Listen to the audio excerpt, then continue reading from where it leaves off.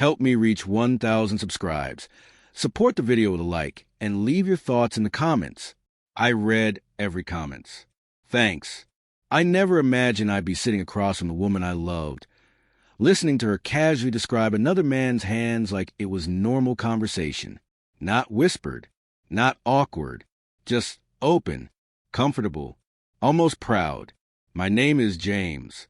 I'm 38, work in logistics, and until recently, I believed I had a solid, adult relationship with Elizabeth. We weren't flashy, we weren't dramatic, but I thought we had respect, mutual understanding, a quiet loyalty that didn't need to be spoken out loud. Apparently, I was wrong. It happened on a Tuesday evening, the kind of ordinary night where nothing dramatic is supposed to happen. We were sitting at the kitchen table, plates still warm, the hum of the refrigerator filling the silence between us. Elizabeth was scrolling through her phone, smiling to herself. Not the polite smile you give a co-worker's joke. Something softer, personal. I didn't think much of it at first. Then she looked up and said, "So I went out with him again last night." Just like that. No hesitation. No warning. I blinked. Went out with who? She tilted her head, confused by my confusion. I told you. Mark, the guy from the gym. I remembered the name. I just didn't remember agreeing to hear about him like this. She continued before I could respond. We grabbed drinks downtown. He's actually really attentive. Like, he listens.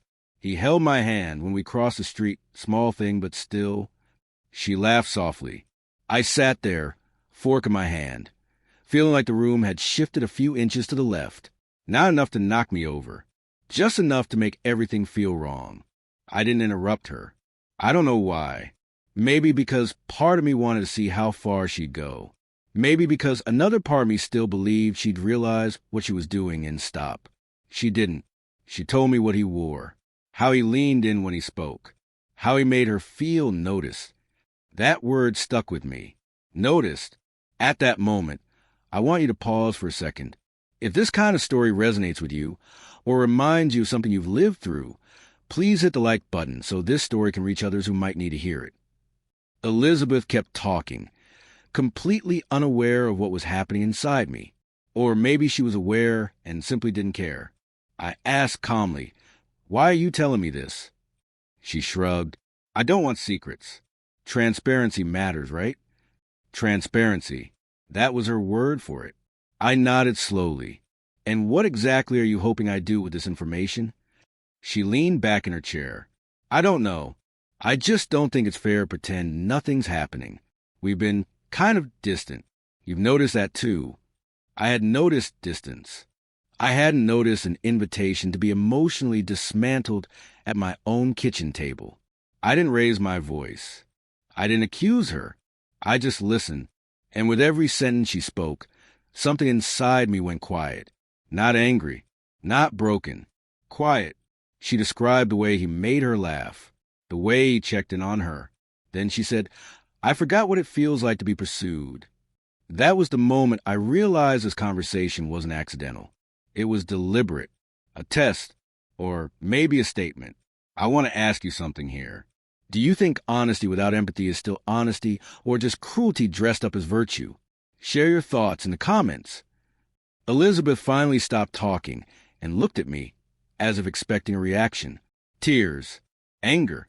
A plea. Instead, I took a sip of water. "Are you done?" I asked. She frowned. "What do you mean?" "I mean, is that the full update or is there more I should know?" Her eyes narrowed slightly. "Why are you being like this?" Being like what? Calm? Unimpressed? Unwilling to perform pain on demand? I stood up and cleared my plate. My hands were steady. That surprised me.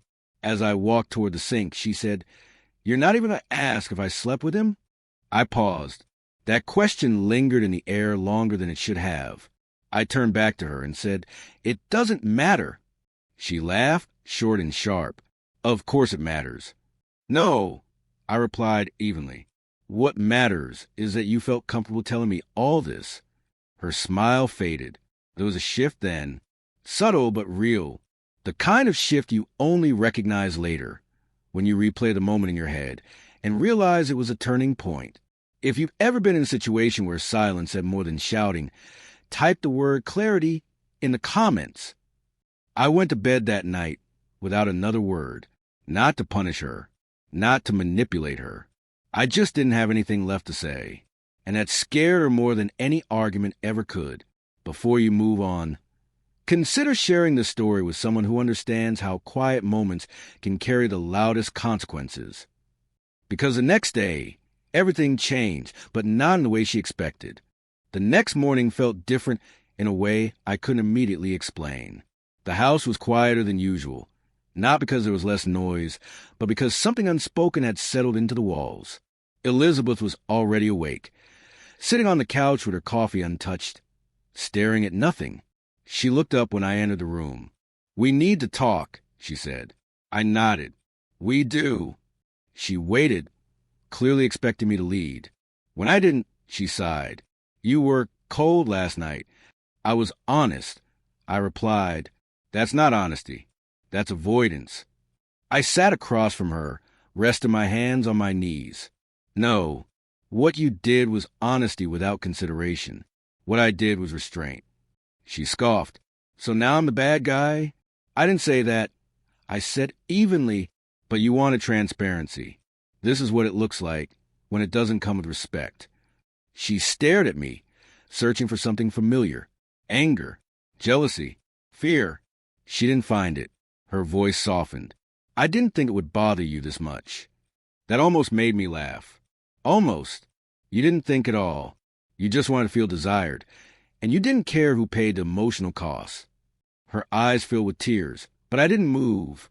This wasn't a moment for comfort. It was a moment for truth. She whispered, "So what now?" That was the question she hadn't expected to hear herself ask. I stood up. Now I stopped competing in a situation I never agreed to be part of. She followed me into the bedroom, panic creeping into her voice. "James, wait. You're overreacting." "No," I said, "Open the closet. I'm reacting accurately." I packed slowly, not dramatically. Each folded shirt felt like reclaiming something I'd misplaced. She hovered in the doorway, alternating between anger and fear. "You're really going to walk away?" she asked. "Over one conversation?" I looked at her. It wasn't one conversation. It was a revelation. She tried one last angle. "You're just going to give up?" I zipped the bag. I'm choosing self-respect. That was the moment her confidence cracked. What if I stopped seeing him? I met her eyes. That's not the point anymore. If this part of the story made you think about boundaries you wish you'd enforced sooner, drop a comment and let's talk about where respect should draw the line. I left without slamming the door. I didn't need to announce my exit. The absence would speak for itself. 3 days passed, then 5, then a week. She texted. I didn't rush to reply. When I finally did, it was brief and polite. No emotion, no bitterness. That unsettled her. She called one evening, voice shaky. "I didn't think you'd actually leave.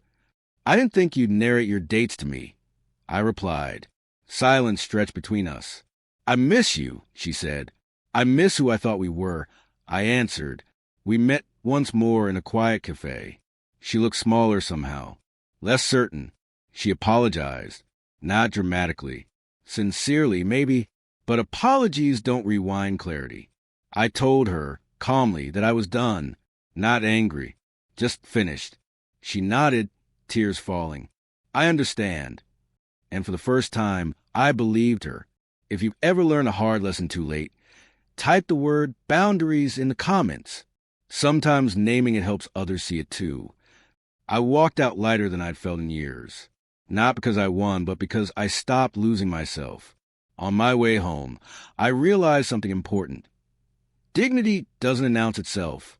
It shows up quietly, the moment you refuse to accept less than you deserve.